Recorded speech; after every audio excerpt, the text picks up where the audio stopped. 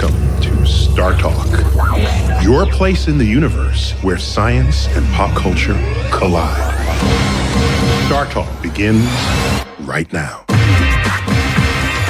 This is StarTalk in a Things You Thought You Knew edition. And I can't do that without Chuck Nice. Chuck. Hey, Neil. With me on this. Oh. Yeah. So much fun these are. So much fun. I want to talk about the space-time continuum.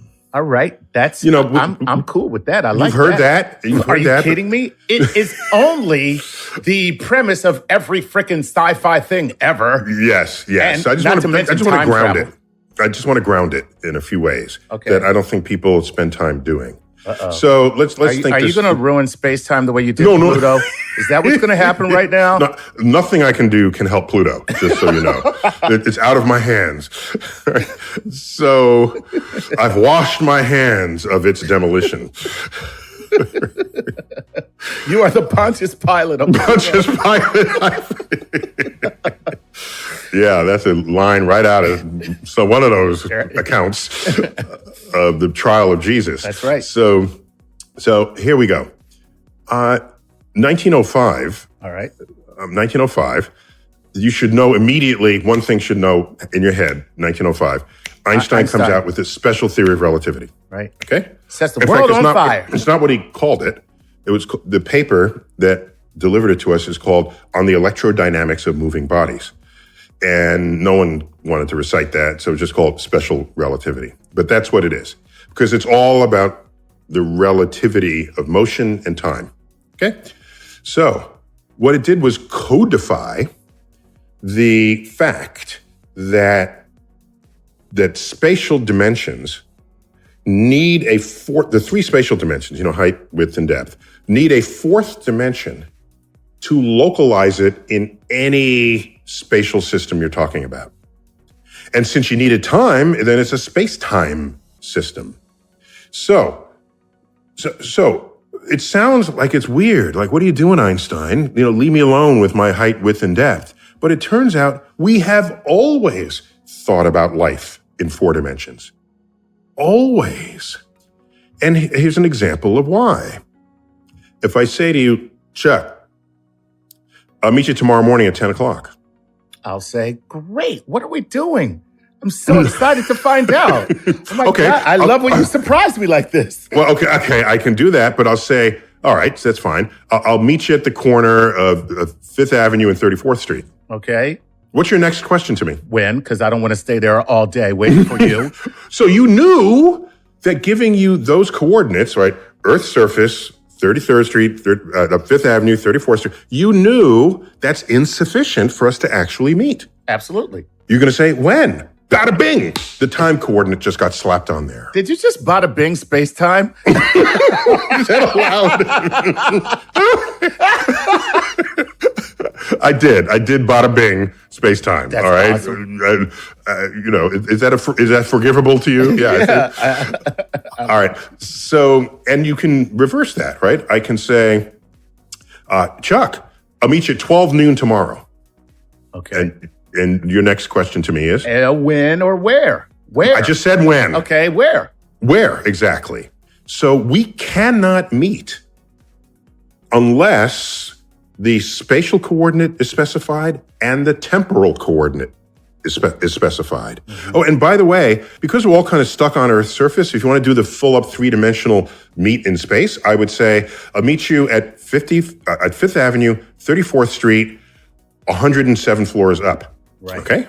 Or 86 floors up. That would be the Empire State Building, because that's the coordinate of the Empire State Building. So I give one dimension, the other dimension, and then a height dimension. Those are all three dimensions. Often, you don't give the height dimension because you're just meeting on the street. Right. It's just implicit. Yes, we're going to meet on Earth's surface this time. Right. That one is an easy one to just accept as a given. But technically, if you wanted all three, if you wanted to do it full up, you give three dimensions. Earth's surface, 34th Street, 5th Avenue, and at a time. So we already knew this, but no one thought about it that way. Now, here are the consequences of that. If you're crossing the street, and then a minute later, a truck drives down the street, for you were in the same place as that truck. Right. When you were in the middle of the street. At the right time, though. I was in that same place. I mean, the right time, meaning that's not where the truck is at that time. Exactly. Right? Yeah. So I don't want to say you were in the same place at the wrong time. You were in the same place at the right time. Okay. So we are always in the same place as each other, but it doesn't mean anything until you're there at the same time. So I just want to drive home that concept. So now let's go to sci-fi movies. Right. How about Back to the Future? One of the greatest sort of thought through time travel stories there are, including the Terminator. I think thought through time travel very well. hard. They did all right. Yeah. I have an issue. Wait, I have an issue with Arnold. What is it? Tell me now. Why do you have a problem? So on the first. All right. So anyway, you had one problem with the Terminator. Oh, yeah. Even though it's a very well thought through. It's a well thought through. So he goes back in time to kill the possible parents of John Connor, the leader of the new resistance. movement of the resistance. But all he had to do is prevent the parents from meeting each other. I mean, you can go back 4 generations earlier and just put 2 people on a different train so they never meet, and that entire genetic lineage never exists. Right? So this idea that he's got to kill them and it's going to be all bloody, that made it like a violent movie, but it could have been done a little more with less blood and gore. But also, just the fact that when he comes through, he comes out butt naked. Remember that? I do remember in this bubble. And you remember why he had to come through butt naked? Because I am flesh over endoskeleton. And no, because no living tissue, no dead tissue made it through Nothing could go through the time machine. Except, of course, hair is dead. So he would have been just totally bald. Coming through, and no eyebrows, no nothing. Okay, I just thought I'd say that. There was an inconsistency. Time travel is giving me alopecia. What happened? Alopecia? How do you even know that exists? Alopecia is where you lose all your hair and you don't grow your hair at any age. It can happen, any age, right? no matter what. Alopecia. Yeah. All right. So where was I? Oh, so here's what you have to be concerned about. Let's go to Back to the Future. When Marty. Yeah, give me some Doc Brown here. Marty, it's the kitchen time. Now I'm in the mood. Thank you. Get in the car, Marty. So there's Marty, and he's being chased by the Libyan terrorists. Okay, that's right. And in the parking lot, in the Twin Pines parking lot. All right, and then he there's a date in there from 1955, and he goes back in time to 1955, okay? And he lands in the Twin Pines Ranch, because as we know, all good farmland becomes strip malls, right, in modern times. Makes sense. All right, okay. What they didn't address is the fact that he would only land in that ranch if he goes back to when Earth was in the same place in its orbit. Ooh. He would have to be traveling on the anniversary of the date that of when he left. Right. So that Earth is back where it is, so that when he goes back in time, he doesn't end up suffocating in the vacuum of space. Oh, man, that, first of all, would be the best time travel short film ever. Marty, I discovered the secrets of time travel, Marty. Right? Get in the car. And then the two are just floating in space. The end. I didn't think this through, Marty. So I'm just saying, it's not good enough just to travel back in time. You need something to propel you in space as well. So it's a space-time machine, not just a time machine, because Earth is a moving target. Right. I just want to make that clear. That's really cool, actually. And by the way, just so you go back in time, you could still land on Earth, but how is Earth rotated? Exactly. You could end up in Siberia, in the middle of the ocean, probably, because most of Earth's longitude is spanned by ocean. So I just want to sort of, is truth in time travel with regard to these space-time coordinates. Now, we call these your coordinate in space and your coordinate in time. We call that your world line. Really? World line. So your world line is where and when you are. Nice. So you can step back and look at everyone's world lines. And the world lines are think of it as sort of some kind of shadow moving through this hyper coordinate system. And so that way, if I have to go to even a higher dimension so I can see your entire world line. If I see your entire world line, you are always being born, you're always living out your life, and you're always dying. Right. Because I can see the time coordinate. Right. The whole timeline is there in front of me. Right. And I can see other people's world lines intersect your world line. Oh, that's when you met your wife. Okay? That's when you were in my office and we recorded that episode. Exactly. So imagine the spaghetti picture of all these world lines of human beings interacting. This is cool. And that I don't know that anyone has actually thought to portray that. No, they have not. That's why I said this is so cool. Because first of all, first I've ever heard of it. But secondly, that is something that nobody's put in sci-fi in terms of, actually, I take it back. There's a couple Star Trek episodes where they play with that, but they don't present it that way. They still present the linear as portrayed in different positions. Exactly. It's still the linear and different, but what you're talking about is so much cooler.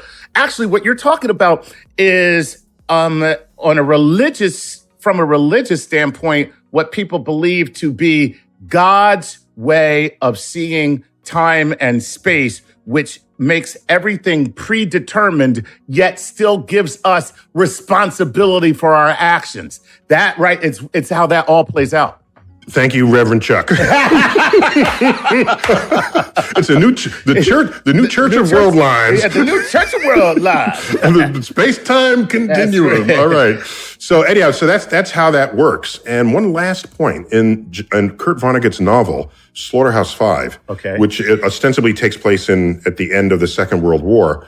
And there are other sort of historical details I won't get into. What I was most intrigued by is the time travel that goes on in that. And he actually captures that accurately. So what happens is the lead protagonist gets abducted by aliens, gets put in a cage, and that sounds bad, but they said, no, you're still there. You're still being born. You're still dying. And they went outside of his timeline. Right. And so he would sit there and daydream. But by daydreaming, he was living his life, and he could relive his life multiple ways and in multiple times. Yeah. One last point I want to make, because we're running out of time. Real quick, because we're running out of time. Dr. Manhattan, I forgot also, is a character who lives in his world line and also sees his world line simultaneously. Okay, this is of the Dr. Manhattan from the Watchmen. Watchmen, correct. Yes. Excellent. Yeah, that's a pretty powerful guy. Yeah, man. I mean, once you have him, why have anything, do anything? That's what I don't like. That's why I don't like Watchmen, believe it or not, for what you just said. Because it's like, I got Dr. Manhattan. I mean, my answer to everything is like, seriously, bro? I got Dr. Manhattan. Yeah, that's the answer. Dr. Manhattan. Dr. Manhattan. It's over. The whole thing. Go ahead. So now one other quick thing. All right. If you have an ant in a square, okay? Right. And let's say there's a sticky edge. That's basically a prison for the ant. Right. You could tell the ant, just go up an inch and out and over. No, but the ant is stuck in two dimensions. The two dimensions of the paper that's a length and a width, okay, or height or whatever. Those two dimensions, the ant is stuck. Right. If it had access to a third dimension, it could escape the prison, right? Because it could find height and escape, right? So think about it. If you are in an actual jail cell and you had access to a fourth dimension, a fourth spatial dimension, you just have to step out of the spatial into the spatial dimension and step back in, and you just walk out of the prison without ever touching the walls. Okay? So that's how you escape prison. Just invent a fourth spatial dimension to do that. So then I thought, if you need a spatial dimension for that, then what about our fourth time dimension? Why can't that work for us the way a fourth spatial dimension? It does. It does. Here it is. You ready? So somebody puts you in jail, and now you enter your fourth time dimension. You go to it, return to your time dimension before you were put in prison. Right. Now you're not in prison. You just escaped the prison. And you do it or after you escape. So that it works the same way as the spatial dimension if we can invent that. But that's all I got to say about that. Yeah. A better thing would be to return to before you committed the crime and not commit it. Oh, Reverend Chuck, the moralist, Reverend Chuck. So, Chuck, we're out of time. In fact, we went a little over on this segment because there was such juicy stuff in the space-time continuum. But when we come back, we'll pick up on stuff you thought you know, and we'll talk about the moon on StarTalk.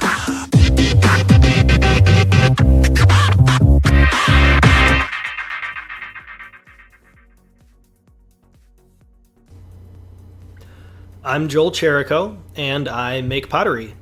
You can see my pottery on my website, cosmicmugs.com. Cosmic Mugs, art that lets you taste the universe every day. And I support StarTalk on Patreon. This is StarTalk with Neil deGrasse Tyson.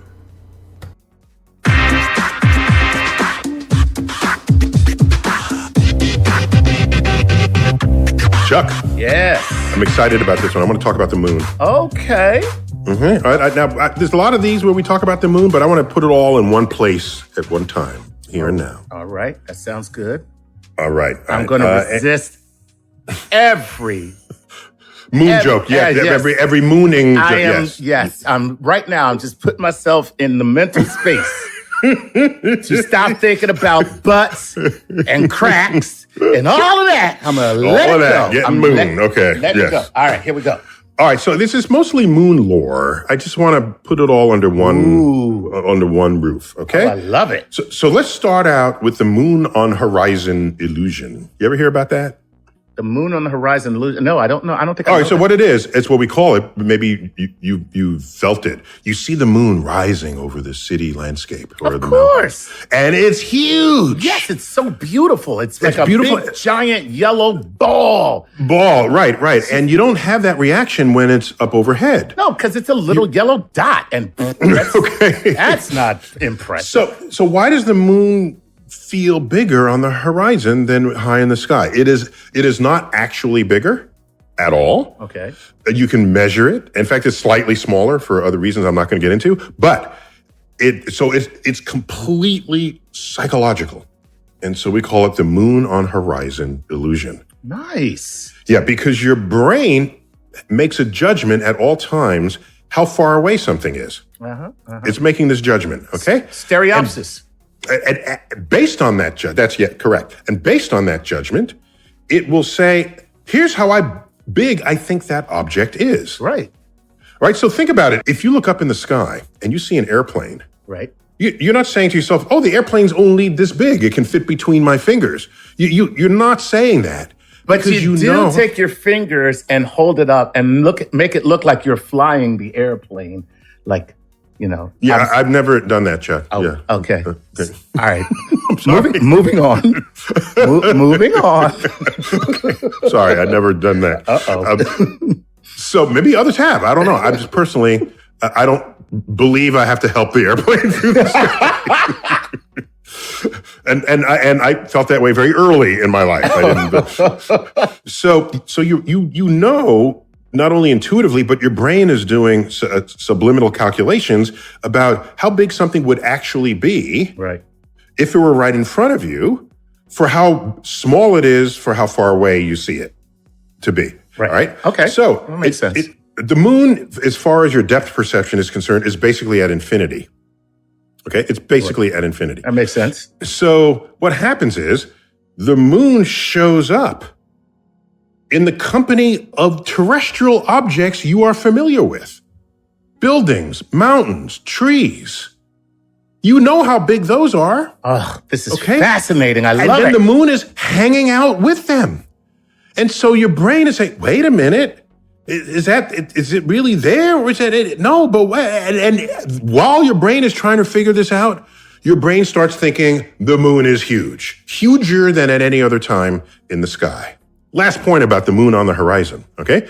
What's throwing off your depth cues is the full moon mixed in with other things that are familiar to you, as I've already said. Correct, okay. If you have the full moon rising over a horizon for which you have no depth cues, the effect is greatly diminished, and in fact, it's hardly there at all.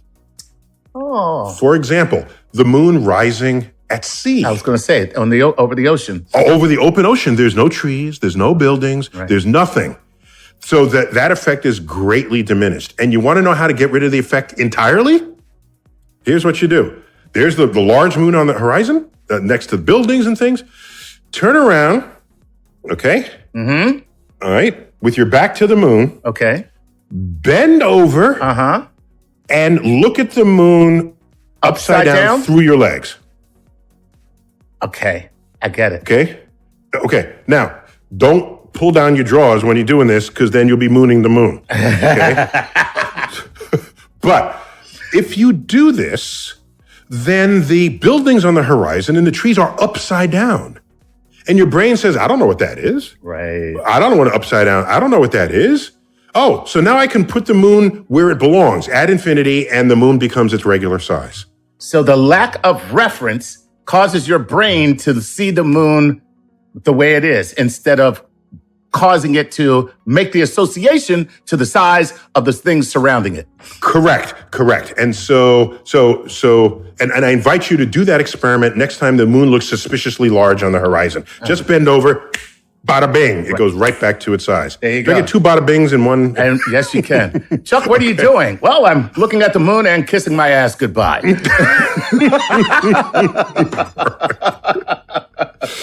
All right, so more about the moon. You know why it's yellow when it's low on the horizon? I mean, I can only guess that it's atmospheric. Yeah, exactly. It's for the same reason the sun is yellow on the horizon. Okay. The sun isn't actually yellow. It's yellow on the horizon because the atmosphere is affecting the color. And if you have a polluted sky, it'll be deeper and deeper from yellow into amber and maybe even red. So you can get very sort of deep amber moon if it stays low. Point is, this is a moon on horizon illusion. And people say, I saw such a big moon last night. I'm saying, no, you didn't. You only thought it was big. Wow. That is so cool, by the way. All right. So now, the moon is always opposite. The full moon is, I'm talking about the full moon here, is always opposite the sun. All right. That's why it's full. Right. It's full frontal to the sun. It's getting the full reflection of the sun. The full reflection from our point of view on Earth. Okay. So, because you mentioned the moon is kind of yellowish on the horizon, yellowish amber, and I might have said this at another time, but here's a good place to reinsert it. Okay. All right. In the summertime, the sun it takes this very high arc across the sky. Okay? Mm-hmm. And then when the sun sets, it takes a very low arc beneath the horizon because it doesn't stay down there very long. Well, if it takes a low arc on the horizon, if you have full moon, the full moon will be opposite it and will also be in a low arc. Uh-huh. Okay, so now watch. In the summertime, like in June, right? June, when the full moon rises, it stays low in the sky. Really low. It doesn't get very high at all.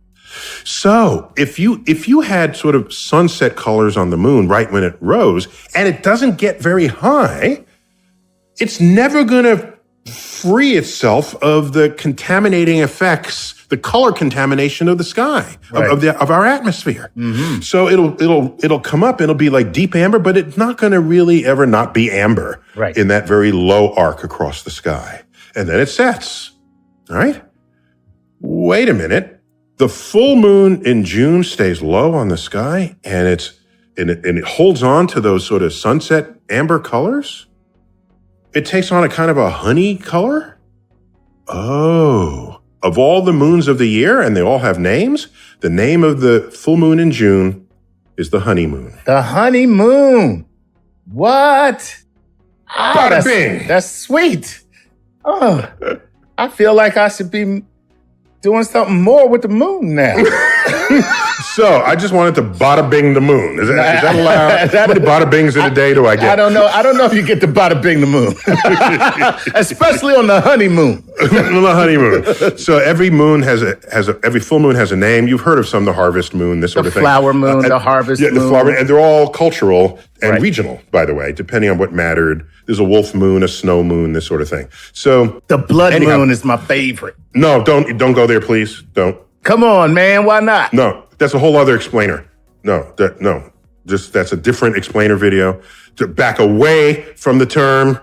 Oh, come on. Put the term down on the table. Right. Put down the blood moon, sir. Sir, I'm going to ask you one last time. Put the blood moon down. All right. Maybe I should. Should I slip it in here? All right. Do you know what the blood moon is? I've heard of it. I don't know what it is. Well, why are you talking about it? You don't know what it is. Because it's my favorite term for the moon, the blood moon. Okay. So this is the term that some people invented to describe the full moon during a lunar eclipse. Yes. That's where I heard it. Okay. So a blood moon could then happen at any time of the year if there is a lunar eclipse. Okay? Okay. And what happens in a lunar eclipse? Earth interposes itself between the sun and the moon. Right. Okay? So exactly interposes itself in such a way and the moon is like, yo, hold me back. Hold me back. And the sun is like, you better hold him back because I'm about to mess him up bad. He's like, and the earth is like. Ladies and gentlemen, Chuck is from Philadelphia. And the earth is like, guys, come on. Seriously, guys.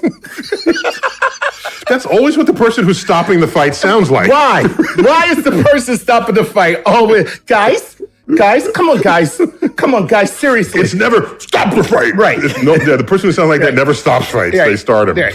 All right, so watch what happens. So we are in space. Earth is in, people say, I want to go into space. Just stand on Earth. You're in space. All right. So Earth is in space and there's a shadow that's always there cast by the sun. Okay. Okay. Now you have the moon orbiting the Earth and occasionally the moon will enter that shadow. Okay. Blocking the light of the sun from the fully illuminated moon. And we have a lunar eclipse. Okay. A lunar eclipse. Okay.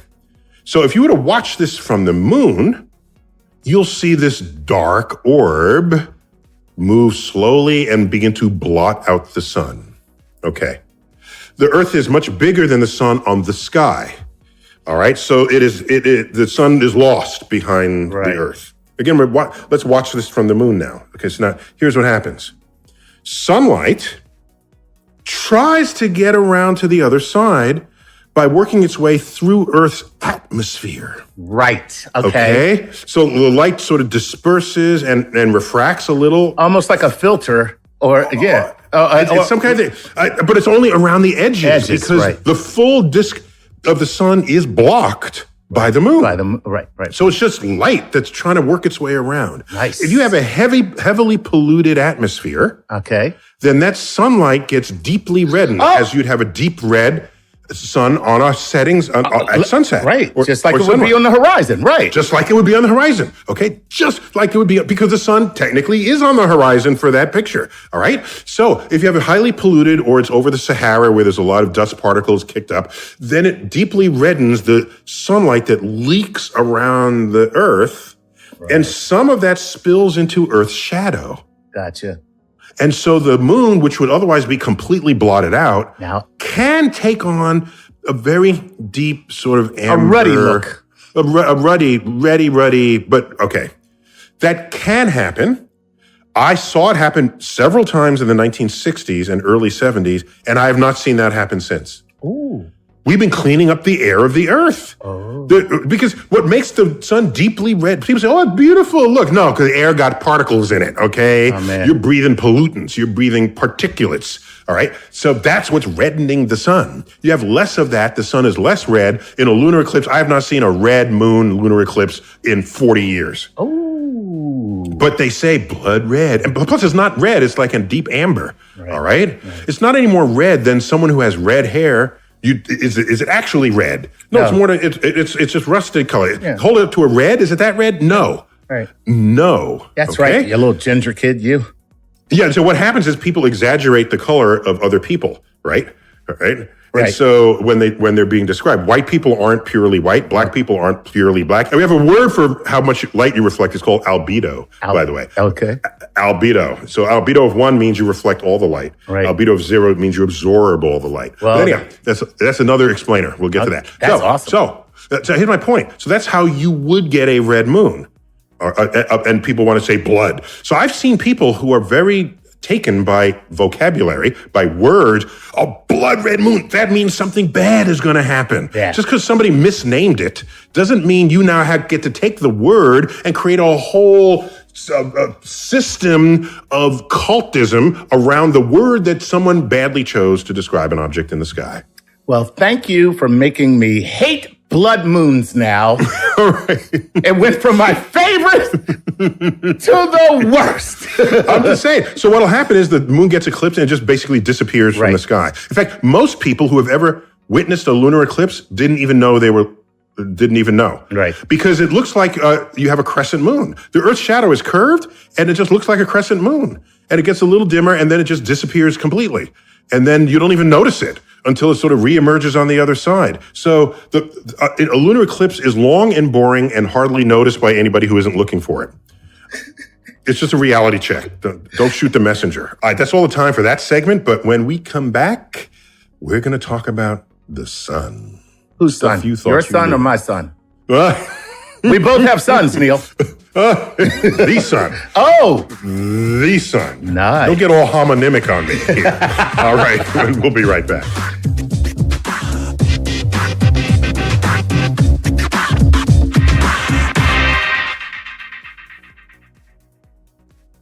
All right, it's time for a Patreon shout out to the following Patreon patrons: Ian Conkle, Panda Man, I'm not making that up, and Manuel Zamaripa Jr. Hey guys, thank you for your gravity assist as we make our way across the cosmos.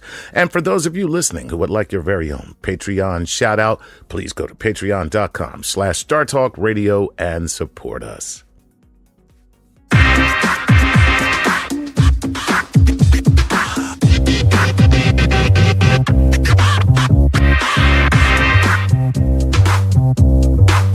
Chuck, we're back. Yes. All right, we talked about space-time and we talked about the moon. Right. But you can't talk about the moon without talking about the sun. The sun. So let's get some sun action here. But it may be just things you didn't know but are glad you learned rather than things you thought you knew. So there's a risk of that, but I think it'll still be fun, but that's not for me to judge. Let's step right into it. Gotta like the sun. It's only the source of all life on the earth. Well, not almost all life. Not all life, but mostly all life. Yeah, there's some life at the bottom of the ocean. Right. That never even sees the sun. I wonder what that's like. It lives where the sun don't shine. That's funny. Yeah. In the water where the sun don't shine. So, that has me wondering, what happens if you're just a fish swimming in the water and then someone captures you, pulls you out of the water into the air, and then there's like land and mountains and sky and clouds and direct sunlight. And that's the closest thing I can think of to someone grabbing you out of your dimension and putting you somewhere else. Right. But here's what's worse. They pull you out, but then they put you back in the water. Right? And now you're going around to all the other fish like, yo, man, I'm serious. This really happened to me. This happened to me, man. Okay? Like, first I thought it was some food, right? They grabbed my jaw. It wouldn't let me go. I fought. They pulled me out, man. I couldn't breathe, man. And then it was like, all this light. I don't even know what to call it. It hurt like hell, man. And it was these things, the fleshy things, man. And it was crazy. And it was like, like the bottom, what we see down the bottom, except instead of sand, it was like sand, but it was real hard. And it was like puffy stuff above the sand. And it was, oh man, why y'all, dude, I'm not crazy. Yes, you are. Exactly. You know what we're going to do? We're going to get someone to animate that have an actual fish speaking those words, all right? So anyway, yeah. So one of the things they get to really experience is the sun, and particularly if they live if they're bottom feeders, right? The sun is not a big part of their life, really. Right. So let me talk about the sun. The sun is, you know how far away it is in light travel time? 8 and something minutes. Yeah, good. Yeah, Chuck, you're coming along here. So it takes 500 seconds for the light to reach Earth from the sun. Okay. So 500 seconds, if you do the math, it's 8 minutes and 20 seconds. Okay. All right, and it's moving at the speed of light through the vacuum of space. So that's kind of cool. But you know something? Earth's gravitational influence also moves at that speed. Right. So if some giant came along and plucked the sun from the center of our solar system, nice, we would continue to see the sun, feel the sun, orbit the sun until 8 minutes and 20 seconds passes. Oh, and then the party is over. That's all she wrote. Like you ain't never seen a party end. And so what then happens is the planets one by one will fling off into interstellar space and plunge into eternal darkness. Woo, that is a needle scratch if I ever heard one, man. And so we need a sci-fi story where somebody just reaches in and plucks the sun out and just watches what happened and how we are in our blissful ignorance for 8 minutes and 20 seconds. You know what? That's another great short film. It's like, you show that and then you show like the beauty of life in real time of 8 minutes and 20 seconds. And only you, the viewer, knows that it's all going to end. And by the way, they can't know that any sooner than when it's too late. That's right. Because that's the rate at which the information is coming. Yeah. Ooh, that's creepy. I love it. I love it. All right. So the sun, this little tidbits about the sun. So maybe it might not be something you thought you knew, but it might be something you glad you learned. How about that? Oh, wow. Okay. All right. So if you hollowed out the sun. Okay.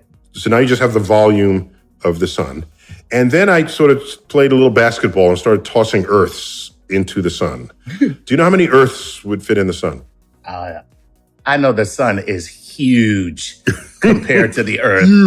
Huge. I don't know how many Earths would fit. Take a guess how many? Like 10, 100, 1,000? No, I will say 1,000 Earths. Give me a number. More than 1,000 Earths. I'm looking at the scale models of all the things that I've seen of like, okay, all right, on the ceiling of your kids who did the planet project, do the little planet things. I'm gonna say 100,000 Earths.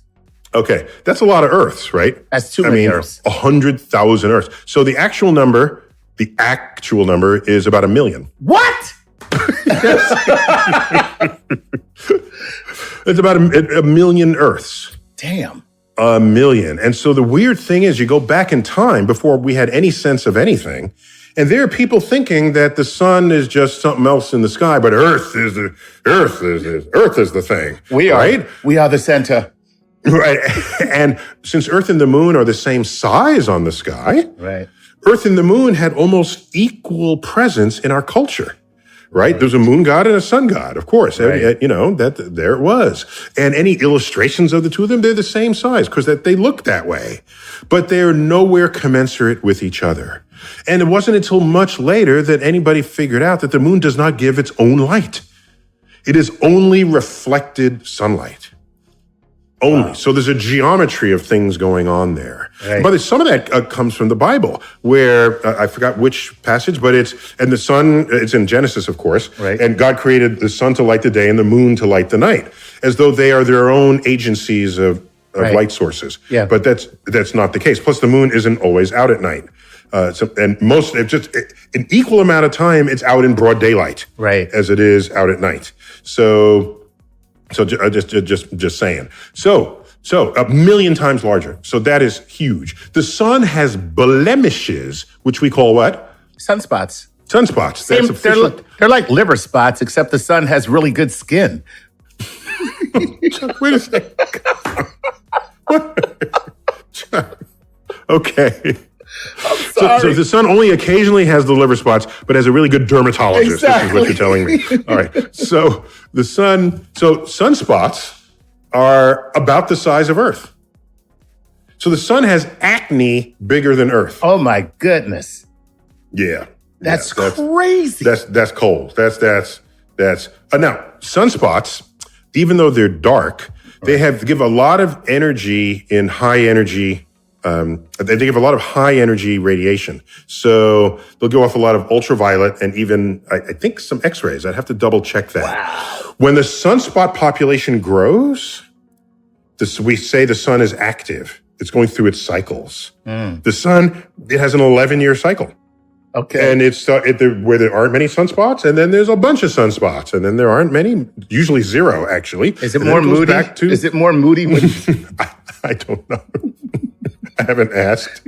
Actually, well, no, yes, it is more moody. During sunspots? Okay. Yes? Because during sunspots, not only is the sun radiate more, and this affects Earth's atmosphere, the atmosphere absorbs this extra radiation, heats up, thickens, and all of our orbiting satellites now have to boost themselves more back to their orbit because it encounters more atmospheric resistance. Look at that. So we do that with the space station, with the Hubble telescope, and anybody else up there who wants to stay and maintain an orbit, a stable orbit. During solar max, it's called, we're on the lookout for a decay of our orbits because the atmosphere got thickened by this extra radiation. By the extra radiation. From the sun. Oh, wow. That is really. Okay, so that's one moody cool thing. It's messing with our satellites, okay? That's one sun blamable thing. What else happens is there's solar flares. Yes. So the explosions on the sun. And these explosions, the sun is a magnetically charged gas. Right. And the word for that is plasma. Plasma, yeah. Plasma, yeah. So and magnetic fields are all entangled in there. And during solar maximum, the magnetic fields become so entangled, they bust out. Nice. And when they bust out, the particles of the plasma like hanging on to that magnetic field. Right. But they get flung into space. And then you get waves of particles towards the Earth. There are always waves of particles. We call it the solar wind. But during these particular moments, when you get a solar flare, oh my gosh, the level of charged particles can be so high, it can short circuit the electronics of satellites when it reaches Earth. That's crazy. That's awesome. So yes, the sun is moody at that time. I'm just making it clear. Okay. And by the way, solar flares can happen, but they don't always point towards Earth. Right. We can see them, but the plasma pie goes out into space. So it's the ones where there's a solar flare and it's headed towards Earth that we keep track of. Right. And in fact, NASA has a whole department called space weather. It's a space weather department. Gotcha. It's things that would affect astronauts in space. And it's not only the sun, it's also, is there anything happening in the rest of the galaxy? Mm-hmm. So it's another thing that the sun is doing. Oh, one other thing. Go ahead. All right. Sunspots are always in pairs. Okay. I did not know this. And we figured out how to measure the magnetic fields of the sunspots because we knew it was related to the magnetic activities. And so, Chuck, we measured it, and one would have a positive charge, the other negative charge. So we got magnets on the sun. Nice. Just saying. But wait, there's more, okay? Okay. The sun is a big ball of gas, so it's not solid the way Earth is. Right. And so it turns out the equator of the sun completes one revolution faster than other latitudes on the sun. Oh. So it doesn't rotate as a solid object. Look at that, because it's a big ball of gas. So the middle could be going faster than the tops because it's not. Yes. Oh, that's great. Well, just to be clear, it is always physically going faster because it has more distance to travel. Right. So even if the sun were solid, it would be traveling faster the way equatorial residents on Earth, right, they're all traveling 1,000 miles an hour. Right. We here in the middle, like New York latitudes, are traveling only about 800 miles an hour due east. Right. Because we both complete a circle at the same time. But they went a bigger distance. Right. So they've got to be traveling faster. Okay. That's the merry-go-round effect. The outer courses are moving faster on the merry-go-round than the inner ones, even though it's moving as a solid, rotating as a solid object. With the sun, the equator rotates faster. Now here's the rub. So watch what happens. Because the entire ball is magnetically charged and there are magnetic fields within it, the magnetic field wants to hold on to the plasma. And the rotating sun says, no, you don't. I'm going to stretch you as I what we say differentially rotate. Nice. Okay. And as that happens, the magnetic fields stretch and stretch and stretch. And there's a point where they can no longer stay attached and they snap. And this snapping, it's a very complicated magnetohydrodynamical mechanism, but the disruption of the orderly magnetic fields are what punches through to make this the flares on the surface of the sun. Wow. And when everybody punches out and they get it out of the system, the magnetic fields reconnect and we start the cycle again. But wait, when the cycle repeats, okay, oh, by the way, the sun has a North Pole and a South Pole in addition to all of this, just so you know. Okay. Okay. But when the cycle repeats, the entire magnetic field of the sun has flipped. Oh, snap. So it's in fact a 22-year complete cycle, not an 11-year cycle. Yeah. Yeah. That is amazing. That's the sun is doing all that while you're sitting out there, on the beach. While I'm getting beautiful. It